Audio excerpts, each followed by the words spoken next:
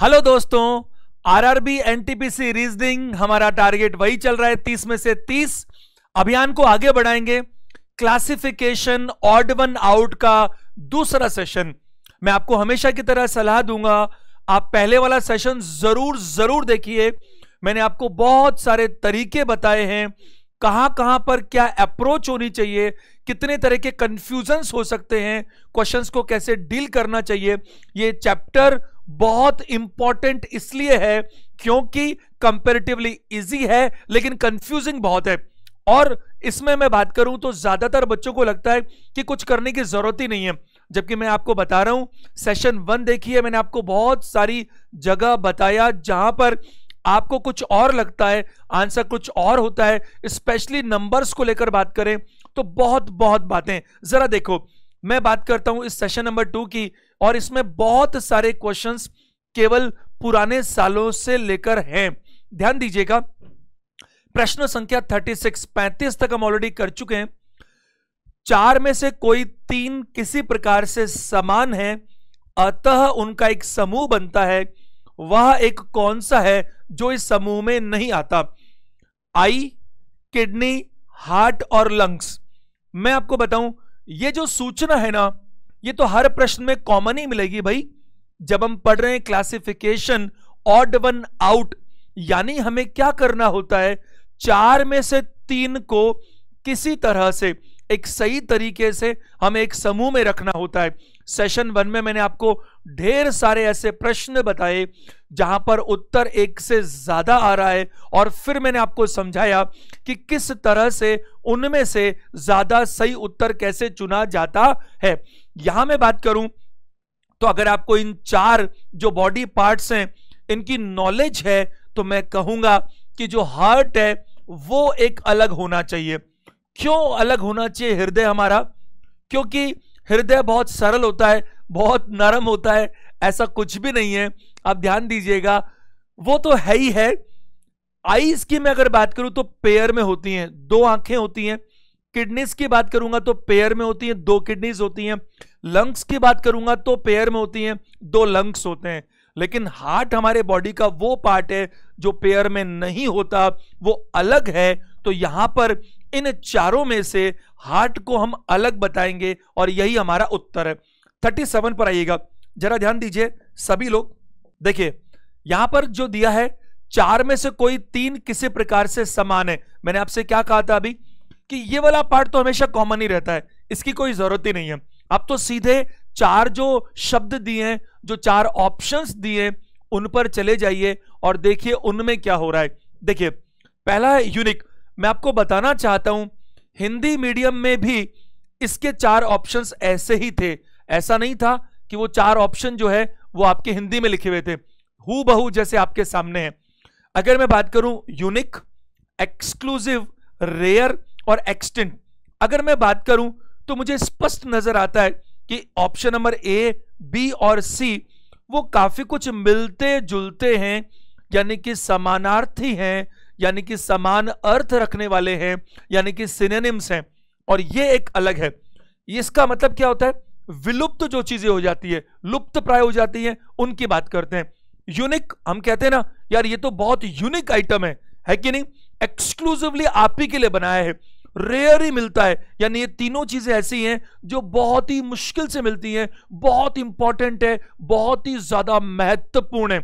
तो मैं बात करूंगा आंसर क्या होना चाहिए, डी होना चाहिए। 38 जरा देखिएगा, सैंड यानी कि बालू। जहां भी आपके एग्जाम्स में दोनों वर्जन थे, यहां पर दोनों रखे गए हैं। बालू को मैं कहूंगा मिट्टी भी कह सकते हैं, और जब मकान बनाते हैं तो बजरी भी कहते हैं सैंड को। सीमेंट, मैंने ये सीमेंट देखा इसीलिए बोला बजरी के बारे में। बिल्डिंग और ब्रिक्स, इसमें मुझे स्पष्ट नजर आता है कि सी उत्तर होना चाहिए। सी उत्तर क्यों होना चाहिए? क्योंकि ये सारे के सारे बिल्डिंग मटेरियल हैं। मैं बात करूं बजरी के बारे में, मैं बात करूं सीमेंट के बारे में और ईंटों के बारे में, ये सारे वो चीजें हैं जिनसे मिलकर बिल्डिंग को बनाया जाता है, लेकिन बिल्डिंग उनसे अलग है। ऐसा है कि नहीं? बहुत सारी जगह, जैसे मैं बात करूं घर, तो घर एक अलग चीज है, लेकिन घर के आइटम्स में कह सकता हूं bathroom, kitchen, drawing room, bedroom, ये सारे इसके पार्ट्स हैं। बताइए है कि नहीं? सब अलग अलग चीजें हैं, जबकि वहां पर घर एक कॉमन चीज है। मैं बात करूं स्कूल, विद्यालय अलग बात है, लेकिन मैं बात करूं स्टूडेंट उसका पार्ट है, टीचर उसका पार्ट है, व्हाइट बोर्ड उसका पार्ट है, प्लेइंग ग्राउंड उसका पार्ट है। मेरी बात समझ पा रहे हैं आप? इस तरह से यहां पर बात करें तो आंसर क्या देना चाहिए? सी देना चाहिए। प्रश्न 39, नेफ्यू, कजन, मदर और ब्रदर, ये बढ़िया प्रश्न है, आप ध्यान दीजिएगा सभी लोग। नेफ्यू यानी कि भतीजा, कजन जो भी चचेरा में मेरा भाई बहन कुछ भी हो सकता है, मदर माताजी और ब्रदर भाई। मुझे लगता है इसमें आंसर बी देना चाहिए, इसमें सर्वोत्तम उत्तर बी रहेगा। अगर मैं बात करूं नेफ्यू, कजन और ब्रदर, पहला एंगल रहता है कि ये तीनों एक ही जनरेशन में होने चाहिए जनरली, लेकिन कजन तो मदर का भी हो सकता है। लेकिन अगर मुझे लगता है तो नेफ्यू मेल पर्सन है, क्योंकि नेफ्यू का मतलब क्या होता है? भतीजा, जबकि अगर नीस होता तो भतीजी होता, और भतीजे का मतलब है कि जेंडर बिल्कुल स्पष्ट है कि ये मेल है। यहां जो मदर है माताजी, तो जेंडर फीमेल स्पष्ट है, ब्रदर मतलब भाई है तो जेंडर फिर से मेल स्पष्ट है। लेकिन अगर मैं यहां बात करूं कजन के बारे में, तो कजन तो कजन है, ये कजन में मुझे जेंडर का पता नहीं चला, क्योंकि ये कजन भाई भी हो सकता है और कजन बहन भी हो सकती है। तो कभी भी कजन के नाम से आपको जेंडर का पता नहीं चलेगा। हाँ, वो कह दे कजन सिस्टर है या कजन ब्रदर है, वो बात अलग है। तो यहां पर क्लियर कट है। और एक बात समझ लीजिएगा, कभी भी लोगों में अगर हम बात करते हैं, रिलेशंस में हम बात करते हैं, तो रीजनिंग में हमेशा ये माना गया है कि जो जेंडर है ना, जेंडर उसका लॉजिक हमेशा सर्वोत्तम और सबसे ऊपर माना जाता रहा है। तो आंसर दीजिएगा यहां पर कजन होना चाहिए। प्रश्न संख्या 40, देखिए ये बार बार सूचनाओं को मैं नहीं पढ़ रहा, क्योंकि ये सूचना बार बार वही तो बोलेगा कि 4 दिए हैं, उनमें से 3 एक जैसे हैं, जो एक जैसा नहीं है यानी उस ग्रुप में नहीं आता उसे अलग कर दो, है ना। मैं आपको एक बार फिर कहना चाहता हूं, सेशन नंबर 1 जरूर देखिए। सेशन नंबर 1 में मैंने इसको समझाने का भरसक प्रयास किया है, अलग अलग एंगल से बहुत बारीकी से बताया है। देखो कई बार बच्चे बोलते हैं कि सर क्लास मिस हो गई तो क्या करें? अरे ये सारे अभी तो रिकॉर्डेड सेशंस हैं, आप इनको कितनी बार भी कभी भी देख सकते हैं। डिवोशन के यूट्यूब चैनल पे जाइए, प्लेलिस्ट में देखिए, और अब से पहले जो भी वीडियोस आए वो सारे वहां उपलब्ध हैं, आप कितनी बार भी देख सकते हैं। और आपको मालूम है रीजनिंग की क्लास डेली 10 बजे होती है, और मैथ्स की क्लास डेली कितने बजे होती है? 9 बजे होती है, डेली पूरे 7 दिन शेड्यूल बनकर दिया हुआ है। कॉपर, मरकरी, आयरन और एल्युमिनियम, अगर मैं बात करूं आपसे तो कॉपर भी एक धातु है, पारा, लोहा, एल्युमिनियम सारे मुझे धातु नजर आते हैं। यहां पर मेटल्स की बात करूं मैं, लेकिन एक बात है, अगर आप इनमें अलग करना चाहे ना, तो अलग मुझे बी को करना चाहिए, मरकरी पारे को करना चाहिए। क्यों करना चाहिए भाई पारे को अलग? क्योंकि आप देखो ये है ना लिक्विड फॉर्म में मिलता है, पारा बेसिकली किस फॉर्म में होता है? लिक्विड फॉर्म में होता है। जबकि आप समझते हैं ना तांबा कैसा होता है, और लोहा कैसा होता है, और एल्युमिनियम कैसा होता है। तो ये जो तीनों फॉर्मेट है ये अलग है, जबकि पारा लिक्विड फॉर्म में, बाकी तीनों लिक्विड फॉर्म में नहीं है, वो सॉलिड फॉर्म में और बहुत ही स्ट्रॉन्ग फॉर्म में। इसीलिए है तो सारे एक ही कैटेगरी में, लेकिन लिक्विड की वजह से बी को हमें अलग करना चाहिए। ऑप्शन नंबर बी दीजिएगा। प्रश्न 41, मेरे पास अभी 30-40 प्रश्न है जो सारे आपके एग्जाम्स में आए हुए हैं। तो करीब 40 प्रश्नों में कुछ नंबर को लेकर, कुछ और को लेकर, अभी आप आगे आगे देखिए कुछ बहुत ही डिफरेंट और यूनिक टाइप्स भी हैं जो भी आपके एग्जाम्स में आई हैं। तो उससे हम थोड़ा सा मन बनाते हैं कि कुछ क्वेश्चंस ऐसे भी आएंगे अभी जो कंफ्यूजिंग होंगे, तो उनसे आपको सीखने को और ज्यादा मिलेगा। देखो आयरन, कॉपर, सेरेमिक और चांदी, अभी जो बात कर रहा था मैं आपसे वो भी मेटल्स थे, और ये भी मैं बात करूं मेटल्स ही है। लेकिन आप देखिए आयरन, कॉपर, सेरामिक नहीं है। सेरामिक किसको बोलते हैं? चीनी मिट्टी को बोलते हैं। अरे चीनी मिट्टी के बर्तन मिलते हैं ना बाजार में, है मिलते हैं कि नहीं मिलते? खिलौने भी होते हैं। तो सेरामिक बिल्कुल अलग है, लोहा, तांबा और चांदी तीनों अलग कैटेगरी में, सेरामिक बिल्कुल अलग कैटेगरी में। तो यहां पर क्लियर कट है, आंसर सी देना चाहिए। 42 देखिएगा, टायर, स्पीड, क्लच और ब्रेक। मुझे लगता है टायर जो है ना वो गाड़ी के अंदर रहता है, उसका पार्ट है, क्लच भी उसके अंदर का पार्ट है, ब्रेक भी उसके अंदर का पार्ट है, लेकिन स्पीड का मेरे को इससे लेना देना समझ में नहीं आ रहा। आप यो मान सकते हैं, मेरे को ऐसा लगता है कि ए जो है ना और जो सी है और जो डी है ये एक तरह के हार्डवेयर हैं जो दिखते हैं, लेकिन वो जो स्पीड है ना वो दिखाई नहीं देता। अगर मुझे चारों में से एक को अलग करना हो तो मैं कहूंगा टायर, क्लच और ब्रेक जो है वो किसी भी गाड़ी के हिस्से हो सकते हैं, है कि नहीं। वो गाड़ी जो है वो टू व्हीलर भी हो सकता है, वो फोर व्हीलर भी हो सकता है, वो कोई और भी हो सकता है, सभी में होते हैं। गति भी सब में होती है, लेकिन गति को मैं उसका पार्ट नहीं मान सकता। ये सॉलिड चीज नहीं है, ये हार्डवेयर नहीं है, ये ऐसी चीज नहीं है जिसको अपन हाथ में ले सकते हो, या अब मैं कह सकता हूं टेंजिबल नहीं है। बात समझ पा रहे हैं आप। तो स्पीड तो सिर्फ महसूस की जाती है, देखी नहीं जा सकती। तो मैं आंसर दूंगा क्या, बताइए, बी इसमें बेस्ट ऑप्शन है। अगला देखिएगा, डायमीटर यानी कि व्यास, सरकमफ्रेंस यानी कि परिधि, सर्कल यानी कि वृत्त और रेडियस यानी कि त्रिज्या। अब मैं आपको बताना चाहूंगा, आपको नहीं लगता कि आंसर सी देना चाहिए भाई?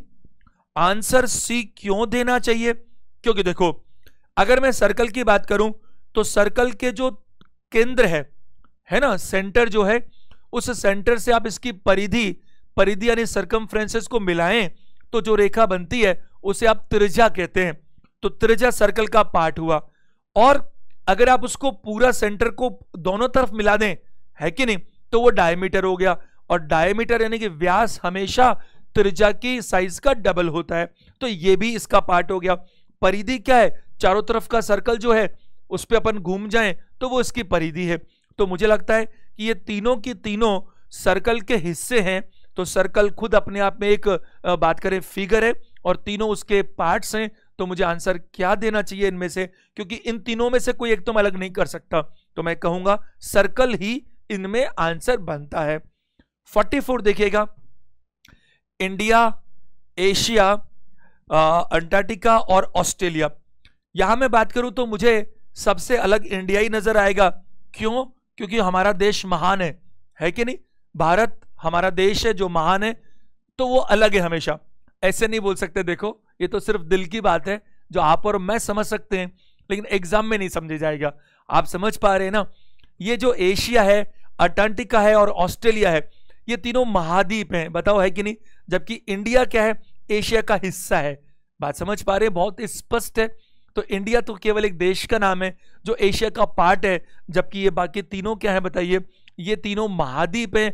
इसलिए स्पष्ट रूप से इसमें भारत हमें अलग नजर आता है। प्रश्न संख्या 45 पर आइएगा। हिल का मतलब है पहाड़ी, वैली मतलब घाटी, डैम मतलब बांध, रिवर मतलब नदी। पहाड़ी अक्सर ऊंचाइयों पर होती है, घाटी अक्सर गहराइयों में होती है। क्योंकि घाटी हम क्या देखते हैं, कई बार दो पहाड़ों के बीच में बिल्कुल गहरे दिखती है, हजारों फीट नीचे, उसे हम क्या बोलते हैं? घाटी बोलते हैं। तो जितना पहाड़ी या पहाड़ ऊंचाई की तरफ लेकर जाते हैं, हमें पहाड़ पे चल के ऊपर पहुंचना पड़ता है, उतना ही घाटी हमें नीचे लेकर जाती है। बांध, डैम आप समझते ही हैं, जो मानव निर्मित रहते हैं, है कि नहीं? और रिवर जो है नदी का फ्लो, गंगा, यमुना, सारी नदियां। अगर मैं इन चारों में से ढूंढूं आंसर, तो मुझे आंसर सी देना चाहिए। आंसर सी क्यों देना चाहिए? आपको नहीं लगता कि बाकी के तीनों जो है वो नेचुरल हैं? यानी पहाड़ी हमने नहीं बनाई, घाटी हमने नहीं बनाई, नदी भी हमने नहीं बनाई, ये तीनों नेचुरल हैं, है या नहीं बताइए? इनको हमने खोजा जरूर है, हमारा काम क्या है? खोजना काम है। लेकिन ये पहले से बनाए थे। लेकिन जो बांध है, जो डैम है, ये क्या है? ये मानव निर्मित है। बिल्कुल है। तो मैं कहूंगा यहां पर कि सर्वोत्तम आंसर क्या दीजिएगा? सी इज द बेस्ट आंसर। 46 देखिएगा, स्टेम यानी कि तना, पेड़, जड़ और शाखा। यहां पर भी मुझे तुरंत बी बोलना चाहिए। मैं कहूंगा कि जो बाकी के तीनों हैं, ये तीनों की तीनों पेड़ का हिस्सा हैं। बताइए है कि नहीं? क्योंकि तना जो है आप देखते हैं, रूट जो नीचे जाने की बात है, और जो शाखाएं निकलती हैं, ये सारे पेड़ के क्या है बताइए? हिस्से हैं। तो पेड़ को मैं अलग करूंगा, है कि नहीं? वही सब कुछ है, ये तीनों उसके अंदर मिलते हैं। तो इनमें से जो सर्वोत्तम उत्तर है वह बी होना चाहिए। प्रश्न संख्या 47 देखिएगा। फीदर्स यानी कि पंख, लीव्स यानी कि पत्ते, नेस्ट यानी कि घोंसला है, यानी कि सूखी घास। मुझे लगता है यहां पर सी आंसर देना चाहिए। और सी आंसर इसलिए देना चाहिए क्योंकि देखो पंख जो है ना वो अलग है, मान ली बात, पत्ते बिल्कुल अलग चीज है, सूखी घास भी अलग चीज है। लेकिन जब चिड़िया अपना घोंसला बनाती है या कोई भी पक्षी अपना घोंसला बनाता है तो वो उसमें कुछ चीजें इकट्ठी करता है। और आप देखिए, आप कई बार देखते हैं अपने घरों में जब घोंसले बनते हैं और हम उसको हटाने की कोशिश करते हैं तो उसमें क्या मिलता है हमारे को, उसमें हमें छोटे छोटे तिनके सूखी घास के मिलते हैं, हमें इधर उधर से कहीं से पंख भी मिल जाते हैं, कुछ पत्ते भी मिल जाते हैं। और इन सबको देखें तो मैं कहूंगा कि घोंसला बनाने की प्रक्रिया में एक पक्षी इन सबको कलेक्ट करने की कोशिश करता है, लेकिन घोंसला आंसर है क्योंकि वो मेन चीज है और बाकी तीनों चीजें जो हैं वो कहीं ना कहीं उसके कुछ पार्ट्स या उसकी बनाने की प्रक्रिया में काम आने वाली चीजें हैं। प्रश्न संख्या 48 देखिएगा, जग, कप, मग और कंटेनर, यहां पर भी सेम लॉजिक में लगा सकता हूं डी। मैं कहूंगा कि जग भी एक पात्र है, कप भी एक पात्र है, मग भी एक पात्र है और ये सारे ही पात्र हैं, इसलिए मैं पात्र को अलग कर देता हूं क्योंकि पात्र क्या है, कैटेगरी है, और ये सारी क्या है, वो पात्र की कैटेगरीज हैं कि कप भी हो सकता है, मग भी हो सकता है, जग भी हो सकता है, यहां बाल्टी भी हो सकती थी, कुछ भी हो सकता था। तो मैं बात करूंगा यहां पर जो सर्वाधिक उपयुक्त आंसर है वो डी होना चाहिए। ये सारे वो प्रश्न हैं जो आपके एग्जाम्स में पूछे गए हैं, है कि नहीं। जरा अगले प्रश्न पे आइएगा, व्हील, टायर, कार और गियर। एक बार फिर से हमें देखूं तो इसी क्रम में हम आगे बढ़ रहे हैं। एक सेम वैरायटी के मैंने कुछ 7-8 क्वेश्चंस छांट कर लिए हैं जहां पर अलग अलग सेगमेंट्स में से मैंने क्या निकाला कि एक कुछ मेन चीज है और बाकी सब उसके एलिमेंट्स हैं, है या नहीं। तो आप जरा देखिएगा, व्हील यानी कि पहिया भी कार का हिस्सा है। व्हील, पहिया और टायर बात करें तो देखो व्हील क्या होता है, टायर तो जो है वो रबड़ का होता है कि नहीं, और व्हील की बात करूं तो क्या होगा, उस पे व्हील कैप होता है कि नहीं होता, तो ये पूरा पार्ट है, इट इज कंप्लीट। और गियर की बात करूं तो वो भी कार का पार्ट है। अगर मैं बात करूं ये ए, बी और डी तीनों कार के हिस्से हैं तो मुझे कार को अलग करना चाहिए। आंसर इसमें कोई शक नहीं, क्या होना चाहिए, सी होना चाहिए। अब जरा देखिए, ये आपके एग्जाम के प्रश्न है, अभी जो थे वो कुछ और एग्जाम्स में आए हुए क्वेश्चंस थे, लेकिन आपके एग्जाम में आ सकते हैं, इंपॉर्टेंट थे इसलिए लिया। अभी 20-30 क्वेश्चंस ऐसे ले रहा हूं जो बहुत इंपॉर्टेंट हैं और अब सारे के सारे वो हैं जो आप ही के एग्जाम्स में पिछले 2-3-4 सालों में पूछे गए हैं। जरा बोर्ड पे देखिएगा, नीचे 4 शब्द ऑब्लिक संख्याएं दी गई हैं जिनमें से 3 किसी प्रकार से समान है और एक भिन्न है, कौन सा शब्द बाकियों से अलग है। वैसे मैंने आपको बता दिया ना, अपन को बार बार अनेक बार इसको पढ़ने की जरूरत ही नहीं है और आपको एग्जाम में भी जरूरत नहीं है। आपको जब आदत हो जाए ना तो फिर आप क्या करेंगे, अरे जब पता है ना कि अपन को अलग निकालना है तो सीधे ऑप्शंस को देखो और 3 को एक जैसा मान लो और 1 को अलग करने की कोशिश करो। चलो जरा प्रश्न में देखते हैं, 1 से 0 में मुझे कुछ समझ में नहीं आया, 3 से 8 में 3 का स्क्वायर 9 के पास है, 6 का स्क्वायर 36 के पास है, 7 का स्क्वायर 49 के पास है। तो मुझे क्या लगा, यहाँ 3 का स्क्वायर 9 माइनस 1 है, 6 का स्क्वायर 36 माइनस 1 है, 7 का स्क्वायर 49 प्लस 1 है, ये अलग दिखता है तो ये भी माइनस होना चाहिए, 1 का स्क्वायर माइनस 1 है।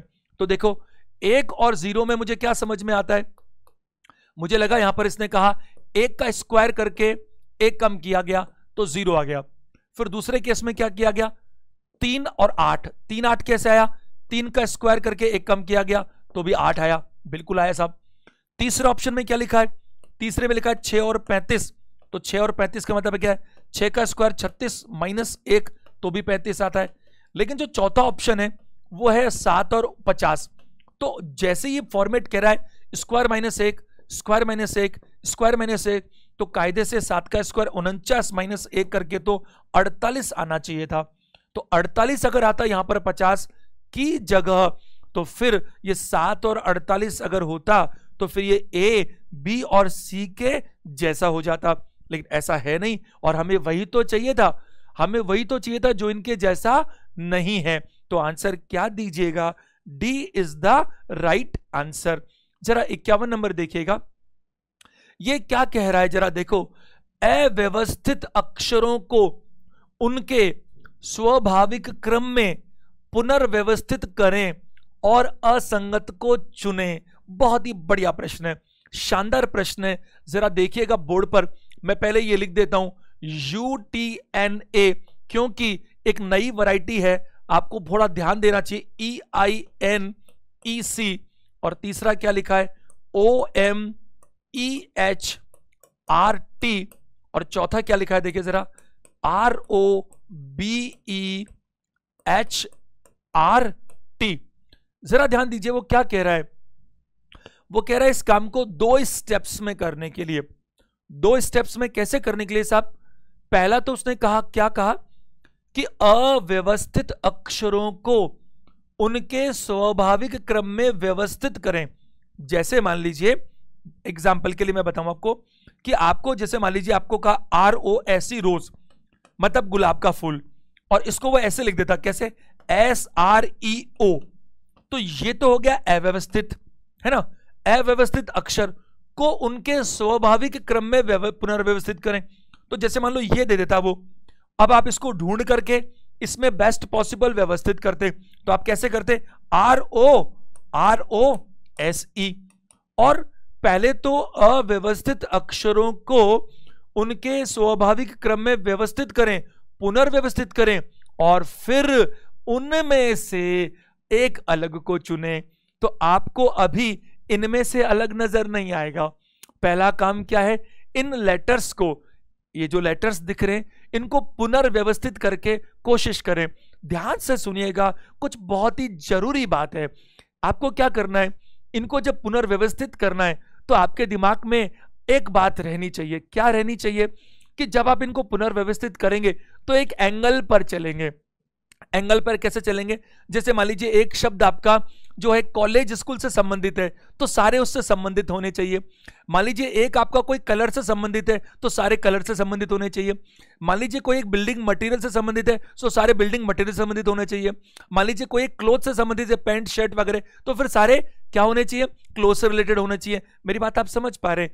तो एक शब्द आपने अगर किसी पर्टिकुलर ग्रुप से चुन लिया, क्योंकि आप क्या पढ़ रहे हैं, जब आप अव्यवस्थित को व्यवस्थित करेंगे, अव्यवस्थित को व्यवस्थित करेंगे, तो जो बनेंगे उनमें से 4 में से फिर 3 एक जैसे होंगे। तो सोचो, अगर 3 एक जैसे होंगे तो फिर आप अलग अलग ग्रुप से कैसे बना सकते हो? थोड़े से अभ्यास की बात है। और आप देखिए, प्रश्न तो मैंने बनाया नहीं, ये तो आपका NTPC 18 अप्रैल 2016 के पेपर का है, डेट तक पता है कि नहीं? तो आते हैं तो आपको तो आना चाहिए। चलो एक बार कोशिश करते हैं कि कैसे हम क्या कर सकते हैं। UTNA अगर मैं बात करूं, जरा देखिए, और EINEC, OMEHRT, मदर जैसा दिख रहा है, यहां पर ये ब्रदर जैसा दिख रहा है। कुछ रिलेशंस हम बना सकते हैं, कोशिश करते हैं। देखो, तो यहां अगर मैं ढूंढूं तो U से अंकल तो बनता नहीं है, T से कुछ होता ही नहीं है, N से नीस नेफ्यू में बनेगा नहीं, A से AUNT आंट बना सकता हूं। देखो AUNT, यहां मुझे कम समझ में आया, यहां मुझे ज्यादा समझ में आया कि ब्रदर मदर ऐसा कुछ दिखता है, कुछ मिलता जुलता।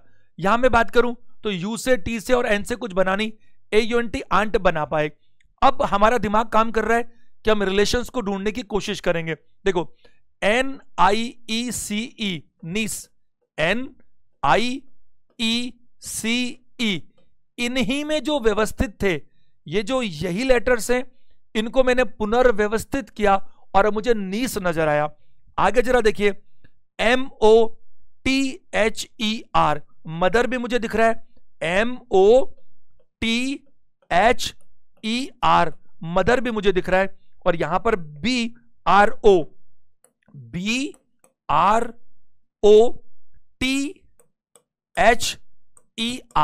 ब्रदर भी मुझे दिख रहा है। तो मैंने जब इन लेटर्स को व्यवस्थित किया तो मुझे आंट दिखने लगा, इनको किया तो नीस दिखा, इनको किया तो मदर, और इनको किया तो ब्रदर। अब आपका काम क्या है, इन चारों में से किसी एक को अलग करना है। तो मैंने आपको थोड़ी देर पहले क्या कहा था, आज ही सबसे बड़ा रिलेशंस में क्या देखते हैं, सबसे बड़ा अलग करने का आधार होता है जेंडर। क्या होता है बताइए, जेंडर। तो मुझे ऐसा दिखता है साफ साफ कि आंट जो है वो फीमेल है, नीस भतीजी या भांजी भी फीमेल है, मदर भी फीमेल है, और ब्रदर क्या बताइए मेल है। तो ब्रदर हमारा आंसर होना चाहिए। अब ब्रदर थोड़ी मिलेगा, ये तो डी में जो लिखा है वही तो मिलेगा, तो आंसर क्या दीजिएगा, डी दीजिएगा। तो अपन ने क्या किया, अपन ने देखा कि पहले वाले से आंट बनाया, दूसरे से नीस, तीसरे से मदर और चौथे से ब्रदर, और इन चारों के अंदर मैं देखूं तो चौथा हमारा सही उत्तर होगा। क्यों होगा, क्योंकि चौथे से जेंडर अलग दिखता है, वो एक मेल मेंबर है, बाकी के सारे क्या है भाई, फीमेल मेंबर है। चलिए आगे बात करते हैं। ये आपका आरआरबी एनटीपीसी 3 अप्रैल 2016 का पेपर है। आप है ना इनको इतना हल्के में मत लीजिएगा, क्योंकि 2 से 3 प्रश्न आते हैं क्लासिफिकेशन के, और 2 से 3 प्रश्न आते हैं आपके करीब करीब एनालॉजी के। तो एनालॉजी और क्लासिफिकेशन मिलाकर के मोटा मोटी 4 से 5 प्रश्न देखने को मिलते हैं। अरे 30 में से 4 से 5 बहुत बड़ी बात है। इसीलिए देखिए मैंने एनालॉजी के भी सेशंस लिए हैं, क्लासिफिकेशन के भी लिए हैं, क्योंकि मेरे को लगता है कि जेन्युइनली अगर हम टारगेट 30 में से 30 चाहते हैं तो फिर 1 नंबर का भी नुकसान नहीं होना चाहिए। मैं आपको बता रहा हूं कि इतनी क्लासेस लेने की वजह से मेरा गला थोड़ा खराब है। क्लासेस इतनी ज्यादा होंगी तो फिर ऐसा ही होगा, लेकिन कमिटमेंट तो कमिटमेंट है। अगर अपन को सीक्वेंस में जो शेड्यूल बनाकर दिया है वो करना है तो फिर करना ही पड़ेगा, कोई चॉइस ही नहीं है। देखिए इन चारों में अगर मैं ढूंढूं होप और डेस्पायर, मुझे होप है किस चीज की, कि आप सारे बहुत अच्छी तैयारी कर रहे हैं, है कि नहीं, और आप पास होकर के दिखाएंगे। ये डेस्पायर इसका उल्टा है, निराशा है। कुछ लोग वैसा नहीं कर रहे हैं जैसा उनको करना चाहिए, ये निराशाजनक बात है। इसका मतलब होप और डेस्पायर उल्टे मतलब रखते हैं। लव और हेट, प्यार करना, और हेट का मतलब होता है बिल्कुल पसंद ना करना, ना पसंद करना, है कि नहीं, बिल्कुल ये भी उल्टे शब्द हैं। एंगर का मतलब क्रोध होता है, और व्रेथ का मतलब भी क्रोध होता है। ये मुझे एक जैसे नजर आ रहे हैं। लाइट और डार्क भी उल्टे शब्द हैं, उजाला और अंधेरा। तो इनमें मुझे ऐसा लगा कि जो 3 हैं वो अपने आप में उल्टा चीज दिखा रहे हैं, और एक जो बच गया वो बिल्कुल सेम मीनिंग दिखा रहा है। तो होप और डेस्पायर, क्या आशा निराशा, यहां पर प्यार मोहब्बत और नफरत, और यहां पर उजाला और अंधेरा, और यहां पर क्रोध ही क्रोध, है कि नहीं। तो सब तरफ क्रोध है, तो क्रोध को उड़ा दो, आप आउट कर दो। आंसर दीजिएगा क्या बताइए, सी। 53 जरा देखिएगा, अब फिर से वही कहानी आ गई। एक क्वेश्चन और, बोर्ड पे ध्यान दो, मस्त क्वेश्चन है, आपको करना ही आना चाहिए। अव्यवस्थित अक्षरों को उनके स्वाभाविक क्रम में पुनर्व्यवस्थित करें और असंगत को ढूंढें। तो हम फिर से इसको प्रयास करेंगे। पहला क्या है, LOWELY, दूसरा क्या है भाई, IFER, तीसरा क्या है, THIWE। अगर मैं बात करूं, ध्यान दीजिएगा, मैं तो कोशिश कर रहा हूं लिखते लिखते भी दिमाग लगाने का। चौथा क्या है, WRONB। अब आप देखो कोई एरिया, कोई आपको अगर इनमें से एक भी सटीक पकड़ में आ गया ना तो काम हो जाएगा। जैसे देखो मेरे को पकड़ में आया, इसमें व्हाइट मुझे दिख रहा है, WHITE, व्हाइट। व्हाइट तो जैसे व्हाइट हुआ तो ऐसे इतना बड़ा तुक्का थोड़ी लग सकता है कि एक कलर नहीं था लेकिन मिल गया। तो मेरे को दिमाग चल रहा है कि मैं कलर ढूंढने की कोशिश करूंगा। तो देखो L से कोई कलर होता नहीं, O से ऑरेंज वोरेंज मुझे दिख नहीं रहा, W से व्हाइट है नहीं, E से भी कुछ कलर ही नहीं होता। अगर बात करूं L से कुछ दिख नहीं रहा, Y से येलो होता है, YELLOW, देखो मुझे दिख रहा है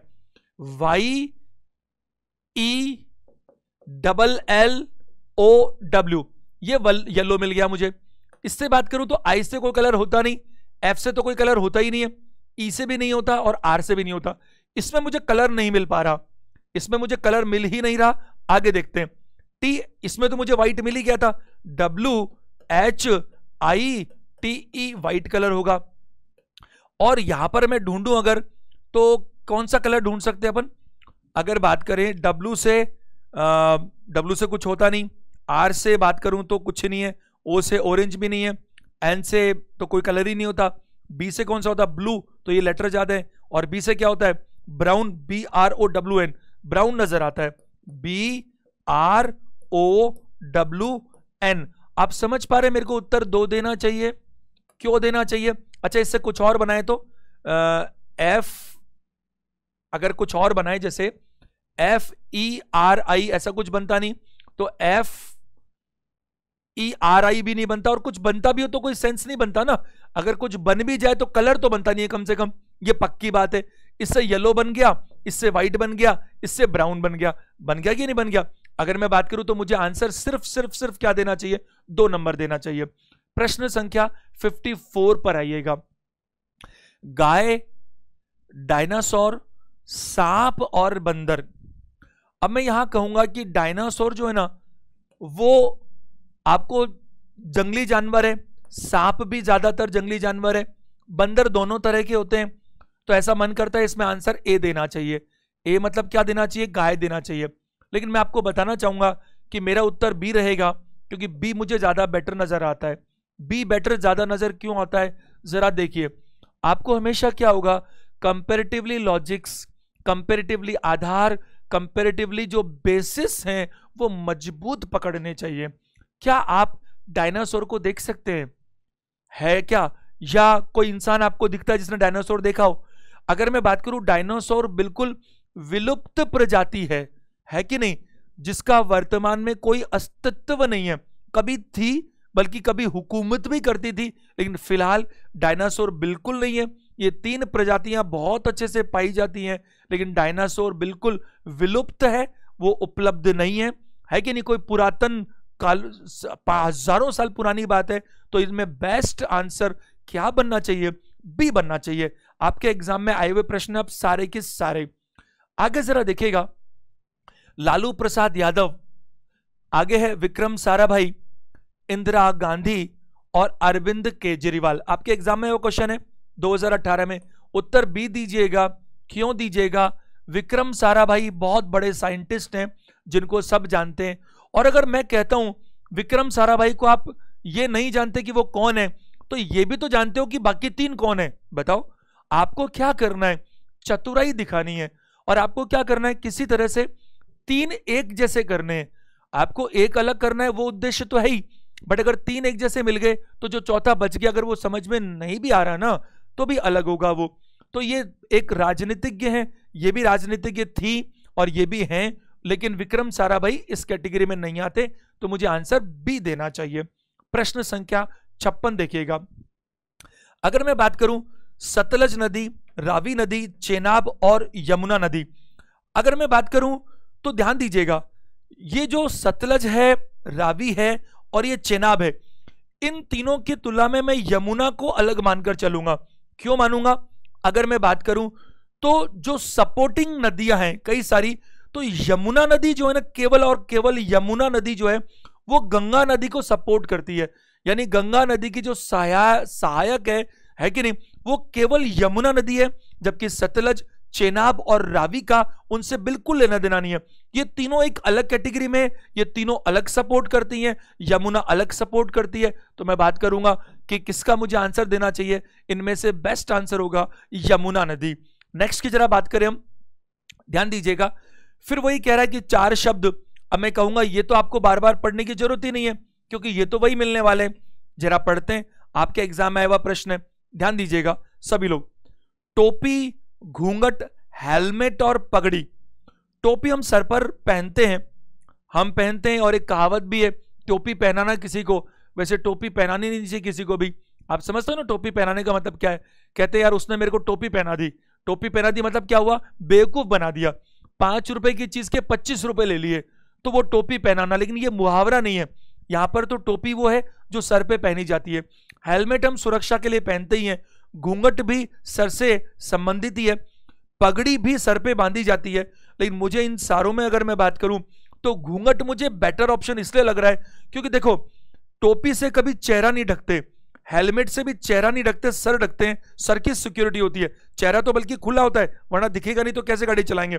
पगड़ी पे भी सर ढका जाता है, लेकिन घूंघट क्या होता है? घूंघट से सर नहीं ढका जाता, घूंघट से हमेशा चेहरा ढका जाता है। एक और बात मुझे लगती है, ये जो तीनों चीजें ना, टोपी, हेलमेट और पगड़ी, ये तीनों अलग से है। टोपी अलग से लाके पहननी पड़ती है, हेलमेट अलग से लाके पहनना पड़ता है, पगड़ी भी अलग से लाके पहननी पड़ती है। बट घूंघट अक्सर क्या होता है, महिलाओं के साड़ी का ही तो हिस्सा होता है कि नहीं? बस उस पल्लू को जो हमारा जो सर पर है उसको थोड़ा सा आगे किया, बन गया घूंघट। क्या मेरी बात आप समझ पा रहे हैं? तो यहां पर जो उत्तर होना चाहिए वो केवल और केवल बी ऑप्शन यानी कि घूंघट ही होगा। अगला जरा देखो 58 नंबर प्रश्न, कलरव, गपशप, चीख और सांप। मेरे को यहां पर सांप स्पष्ट अलग नजर आता है। क्यों? क्योंकि कलरव करना, गपशप करना और चीखना, ये तीनों की तीनों किसी भी तरह से इंसानों के बोलने के तरीके हैं, आपस में या अकेले। कोई चिल्लाया, चीखा, है कि नहीं? कोई आपस में मस्ती कर रहे हैं बच्चे लोग, कुछ बैठे बैठे घंटों तक गपशप लगा रहे हैं, इनको टाइम का अता पता नहीं है। ये तीनों की तीनों इंसान के द्वारा की जाने वाली क्रियाएं हैं, है या नहीं बताइए? जो तीनों की तीनों कहीं ना कहीं बोलने से संबंधित है। लेकिन सांप उस कैटेगरी में नहीं आता जी, तो फिर आंसर क्या दीजिए? डी दीजिएगा। प्रश्न संख्या 59 देखिए, axis bank, IDBI bank, ICICI bank, IIM Ranchi, इसमें तो कोई डाउट ही नहीं है ना। देखो 3 के आगे बैंक लगा हुआ है, ये आपके एग्जाम में है भाई, प्रश्न इसलिए उठा रहा हूं। IIM, Indian institute of management Ranchi, ये तीनों तो बैंक हैं, जबकि ये क्या है? ये मैं बात करूं आईआईएम क्या है? ये तो एक इंस्टीट्यूट है, संस्थान है, जहां पर मैनेजमेंट यानी कि प्रबंधन की तैयारी होती है या नहीं? एमबीए की तैयारी कराई जाती है, एमबीए का कोर्स कराया जाता है। तो ये तो एक पढ़ने की जगह है, जबकि बाकी 3 व्यापार करने की जगह है। और वो व्यापार भी कैसा? सभी में बैंकिंग का काम होता है, जो स्पष्ट दिख रहा है। आंसर सी दीजिएगा। 60 नंबर देखिएगा, कुर्सी, टेबल, सोफा सेट और फर्नीचर। अब मुझसे मत पूछिएगा, मैं आगे बढ़ जाता हूं, ये सारे के सारे फर्नीचर के पार्ट हैं। अगर मैं 61 की बात करूं, इंसिसर्स की बात करूं, कैनाइल और मोलर और बोन, ये जरा देखिए 4 थोड़े टिपिकल शब्द हैं, है ना, जो आम जिंदगी में लोग कम सुनते हैं। तो अगर आपको इसकी जानकारी नहीं है तो फिर फंस जाएंगे अपन। मैं आपको डेफिनेटली बता रहा हूं, आंसर डी है। क्यों मैं बताता हूं? क्योंकि इंसिसर्स, कैनाइल, मोलर, ये तीनों जो है ना, ये तीनों की तीनों दांतों की वैरायटीज है ना, वैरायटीज ऑफ टीथ्स, दांतों के प्रकार हैं, दांतों की वैरायटीज हैं। लेकिन ये बोन जो है ना, बोन तो हड्डी से संबंधित है, इसका दांत से कोई लेना देना नहीं है। तो ये तीनों अलग हैं, एक ग्रुप बनाती हैं, जबकि बोन बिल्कुल अलग है। तो आंसर इसमें से डी बनेगा। आगे जरा देखिएगा, नींबू, इमली, कच्चा आम और चीनी। क्या आंसर चीनी नहीं देना चाहिए? बताओ। नींबू खट्टा होता है, इमली भी खट्टी होती है, कच्चा आम भी खट्टा होता है कि नहीं? जब वो पक जाता है तो मीठा हो जाता है, बट इसमें लिखा है कच्चा आम। तो मैं कहूंगा चीनी कभी खट्टी नहीं होती, कभी भी नहीं होती। नींबू, कच्चा आम और इमली तीनों खट्टी चीजें हैं, तो तीनों को अलग कर दीजिए, इनका एक समूह बना दीजिए, और जो बच गया चीनी वो मीठी है, इसलिए आंसर डी होगा। 63, हम 3, 4, 5 क्वेश्चंस और कर लेते हैं, सारे आपके एग्जाम्स में आए हुए हैं, आपको फायदा होगा। चलिए आगे बढ़ते हैं हम लोग। नीलम, अच्छा प्रश्न है। नीलम, माणिक, पन्ना और रत्न, ये आंसर डी दीजिएगा। ये बहुत ज्यादा ऐसे प्रश्न आते हैं कि एक मेन कैटेगरी दे दी जाती है और बाकी सब उसकी सब कैटेगरीज होती हैं, है कि नहीं बताइए? जैसे मैं कहूं फूड, तो फूड एक मेन कैटेगरी है, और नीचे लिखूं पिज्जा, बर्गर, रोटी, सब्जी, तो ये सारे फूड ही तो हैं, बताओ है कि नहीं? मैं बोलता हूं ड्रिंक, तो ड्रिंक क्या है? कोई पेय पदार्थ है। अब मैं बात करूं चाहे वो कोल्ड ड्रिंक हो, चाहे वो पानी हो, चाहे नींबू पानी हो, सब एक तरह की ड्रिंक्स ही तो है। तो हम बात करें यहां पर नीलम हो, चाहे माणिक हो, चाहे पन्ना हो, ये तीनों की तीनों एक तरह के रत्न हैं, जेमस्टोन्स हैं। तो मुझे कहना पड़ेगा आंसर सिर्फ और सिर्फ क्या बनेगा? डी बनता है। जरा देखिए, दौड़ना, कूदना, योग करना और टहलना, मैं ऑफ कोर्स एक सेकंड में देखते ही कह सकता हूं कि आंसर सी होगा। दौड़ना, कूदना और टहलना, तीनों की तीनों एक्टिविटीज क्या होती है? शरीर हिल रहा है, दौड़ने में भी, कूदने में भी और टहलने में भी। अगर मैं बात करूं तीनों में कहीं ना कहीं कुछ मूवमेंट हो रहा है, ऐसा कह सकते हो आप। लेकिन योग ऐसा नहीं होता, योग तो बैठकर किया जाता है, योग बिल्कुल अलग चीज है, शांत मन से किया जाता है। योग में आंख बंद भी हो सकती है, जबकि ये तीनों क्या होती हैं? ये कहीं ना कहीं बात करें कि फिजिकल एक्टिविटीज के अंदर आती है। मैं ये भी कह सकता हूं दौड़ना, कूदना और टहलना तीनों फिजिकल एक्टिविटीज को दिखा रही है, जबकि योग जो है ना वो मानसिक ज्यादा होता है या नहीं? बिल्कुल। कई बार अपन कहते हैं ना कि साहब उनको डिस्टर्ब मत करना, वो 1 घंटे से योग में बैठे हुए हैं।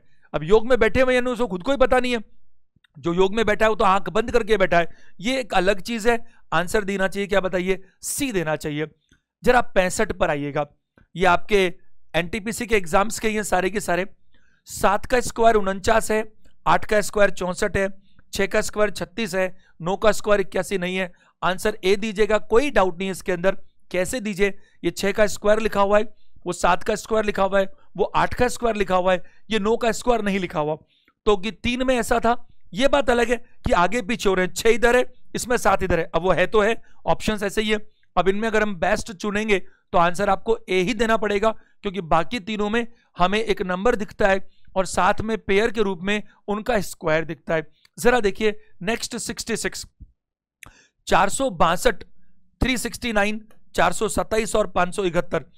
अगर हम इनमें ढूंढने की कोशिश करें, मैंने आपको पिछले सेशन में खूब अच्छे से बताया था कि प्राइम नंबर हमारी सबसे ज्यादा वरीयता में रहेंगे, स्क्वायर्स को लेकर, क्यूब्स को लेकर मैंने बात कहा था। बहुत सारी चीजें मैंने आपको सिखाई। मैं आपको सलाह दूंगा, आप जो सेशन 1 है क्लासिफिकेशन का और एनालॉजी के भी जो दोनों सेशंस हो चुके हैं ऑलरेडी, उन सबको देखिए। आपको निश्चित रूप से जितने नंबर आपके आने हैं वो पूरे पूरे आएंगे, क्योंकि उसमें कॉन्सेप्ट बहुत अच्छे से समझाने की कोशिश की है। इधर देखिए, अब इसमें अगर मैं देखूं तो प्राइम जैसा तो मुझे कुछ समझ में नहीं आता, स्क्वायर भी नहीं दिखते, क्यूब भी नहीं दिखते। तो यहां मैं बात करूं तो मुझे एक चीज समझ में आ रही है, केवल केवल केवल ये 462 जो है एक सम संख्या है। हालांकि ये जो लॉजिक है ये सबसे आखिरी में देखने वाला है, बट पहले तो मुझे कुछ दिख भी नहीं रहा इसके अंदर। तो मैं बात करूं आंसर क्या दीजिएगा, 462 ये एक सम संख्या है, बाकी की तीनों विषम संख्या है। जरा इधर देखिए, अगर ये 4 ऑप्शंस की मैं बात करूं तो 4 ऑप्शन देखिए, stallion colt, horse mare, dog bitch और ड्रेक डक। एक बार मेरे को ऐसा लग रहा है यहां पर स्पष्ट रूप से आंसर ए होगा। अब आंसर ए होगा तो पहले मैं आपसे बी, सी और डी की बात कर लेता हूं। बी, सी और डी में मुझे समानता, आपके एग्जाम में आया हुआ क्वेश्चन है, देखो आपको पता होना चाहिए इनमें समानता क्या है तीनों में, जो इसमें नहीं है। वो ये है कि जैसे देखो मैं बात करूं हस्बैंड और वाइफ, हस्बैंड और वाइफ, तो एक मेल है और दूसरा क्या बताइए, फीमेल है। बताओ ऐसा है कि नहीं? तो ऐसा ही यहां पर है, हॉर्स जो है वो मेल हॉर्स है और मेयर को क्या बोलते हैं, ये घोड़ा और ये घोड़ी है या नहीं? डॉग मेल है और बिच जो है वो फीमेल है। ये ड्रैक मेल है और डक क्या बताओ, फीमेल है। जबकि स्टेलियन जो होता है ना वो भी घोड़ा ही होता है, लेकिन जो कोल्ट होता है वो क्या होता है, ये घोड़े का बच्चा होता है। तो यहां मैं बात करूं जो ए ऑप्शन है वो बिल्कुल अलग है। यहां पर घोड़ा और घोड़ी है, मैं बात करूं बतख और उसका फीमेल है। यहां पर बात करूं डॉग और उसकी फीमेल है, और यहां मैं बात करूं घोड़ा और फीमेल नहीं है बल्कि घोड़े का क्या बताइए, बच्चा है कि नहीं? तो यहां पर बात करें ऑप्शन ए हमें नजर आता है स्पष्ट रूप से। उम्मीद है आपको मजा आ रहा है चीजों को समझने में। खूब खूब खूब प्रैक्टिस कीजिए, लगातार सेशंस को अटेंड कीजिए। चैनल अगर बाई चांस सब्सक्राइब नहीं किया तो तुरंत कीजिए, क्योंकि हर सेशन आपके लिए बहुत बहुत इंपॉर्टेंट है। मेरी आपको असीम शुभकामनाएं। वीडियो देखने के लिए थैंक यू वेरी मच।